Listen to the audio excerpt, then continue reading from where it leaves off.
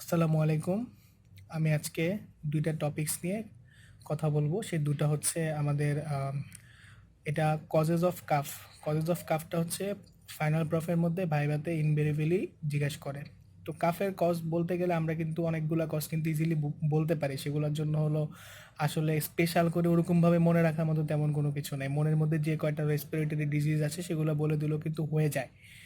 হ্যাঁ, তো এটা নিয়ে এত বেশি মনে হচ্ছে যে পরিশ্রম করার মতো তেমন কোনো কিছু নাই। তারপরও আমি নিজে চেষ্টা করছি যে সবগুলা কজ যদি মনে থাকে তাহলে পরীক্ষার মধ্যে হচ্ছে আমরা ম্যাক্সিমামগুলোই হচ্ছে বলতে পারবো। তেমনিভাবে হচ্ছে তো যদি মনে করেন আমরা যদি 10টা কজ পড়ে যাই বা 15টা পড়ি তাহলে হচ্ছে আমরা ইজিলি 5-7টা বা 8টা বলতে পারবো। আর নাহলে আমরা যদি 5-7টা শিখি তাহলে ভাইবা বোর্ডে গিয়ে কিন্তু 2-3টার বেশি কিন্তু আমরা বলতে পারবো না। এটা হচ্ছে কিন্তু একটা প্রবলেম। 2-3টা বললে কিন্তু টিচাররা অনেক সময় নেয় না।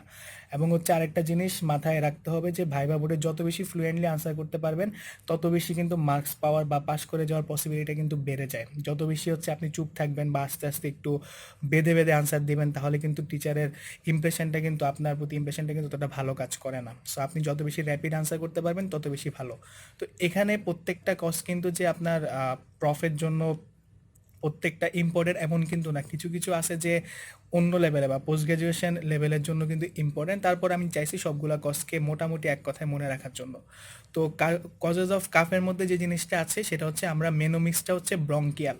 হ্যাঁ, ব্রঙ্কিয়ালে বি দিয়ে কি হয় আর দিয়ে কি হয় সবগুলো আমি ইন ডিটেলসে বলবো। তার মধ্যে basically B for bronchial asthma, bronchiectasis, bronchogenic carcinoma.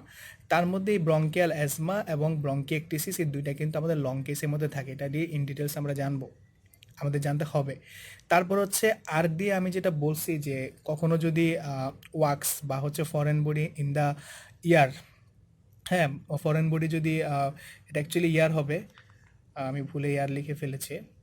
ওকে, সেটা হচ্ছে এই এই জায়গাগুলোতে যদি কখনো কোনো কিছু আসে তাহলে কিন্তু আমাদের কাফের রিফ্লেক্সটা অ্যাক্টিভ হয়। তেমনিভাবে আরেকটা জিনিস হচ্ছে অকুপেশনাল লাং ডিজিজ। আর লাঙে যদি লাঙের যে এয়ারওয়েটা আসছে সেটার মধ্যে যদি কোনো ইডিমা হয় তাহলে কিন্তু সেম প্রবলেমটা হবে। এটা কিন্তু লেস ইম্পর্টেন্ট, এই দুইটা কজে কিন্তু লেস ইম্পর্টেন্ট, আমরা বলিও না এবং হচ্ছে আমাদের মনে থাকেও না। নেক্সট হচ্ছে এটা কিন্তু ইম্পর্টেন্ট যে নিওপ্লাজম পালমোনারি বা ফ্যারিঞ্জিয়াল যদি কোনো ধরনের টিউমার বা ম্যালিগনেন্সি যদি হয় তাহলে কিন্তু কাফটা হয়। তারপর হচ্ছে এটা হচ্ছে কম্প্রেশন অফ দ্য এয়ারওয়েজ। এটা হচ্ছে অ্যাকচুয়ালি নিওপ্লাজম হয়ে বা টিউমার যদি হয়ে যদি এয়ারওয়ে যেটা আছে আমাদের সেটার মধ্যে যদি কোনো চাপ পড়ে তাহলে কিন্তু আমাদের কাফের রিফ্লেক্সটা অ্যাক্টিভ হয়, ফাইনালি কাফটা হয়। তারপর হচ্ছে হাইপারেমিয়া অফ দ্য এয়ারওয়ে অথবা অ্যালভিওলে অলমোস্ট সেম জিনিস।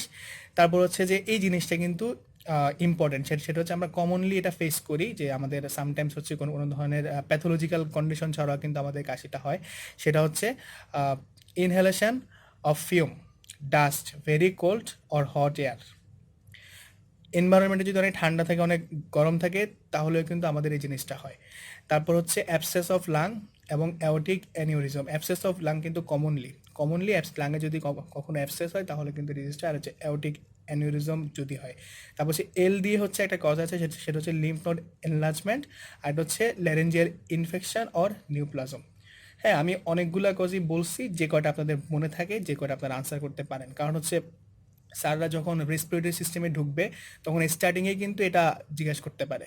ওকে, আর নেক্সট আমি একটা জিনিস হচ্ছে আজকে সেটাও আমাদের আহ, সেটা হচ্ছে বেসিক্যালি ফোর্থ ইয়ারের প্যাথোলজিতে আমরা সায়েন্স অফ ইনফ্লামেশন বা হলমার্ক অফ ইনফ্লামেশন আমরা 5টা জিনিস পড়ি। সেটা হচ্ছে কমনলি অনেকেই মনে রাখতে পারে, কিন্তু হচ্ছে আমি নিজে পার্সোনালি মনে থাকতো না বিধায় হচ্ছে আমি একটা তখন আহ, একটা নিয়ম বের করছিলাম। সেটা হচ্ছে আপনি এখন হয়তো ফোর্থ ইয়ারে এটা ইজিলি পারবেন, কিন্তু ফিফথ ইয়ারে বা ফার্দার যখন এটা মনে করার ট্রাই করবেন একসাথে 5টা কজ আপনার মাথা নাও থাকতে পারে। সো যদি একটা মেনোমিক্স বা হচ্ছে একটা ওয়ার্ডের মাধ্যমে যদি আপনি মনে রাখতে পারেন সেটা কিন্তু আপনাদের জন্য ইজি হবে। ওকে, তাহলে সেটা আমরা দেখি। এটা হচ্ছে সায়েন্স অফ ইনফ্লামেশন।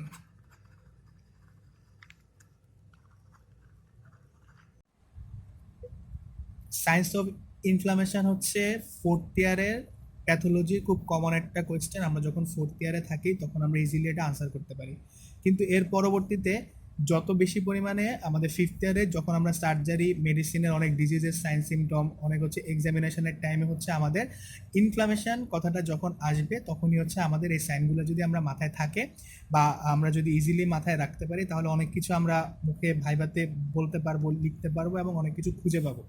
তো যখন ফিফথ ইয়ার উঠলে হচ্ছে আমাদের তখন এই জিনিসগুলো আর ওভাবে পড়া হয় না এবং মনে রাখাটাও হচ্ছে আমাদের জন্য একটু টাফ হয়।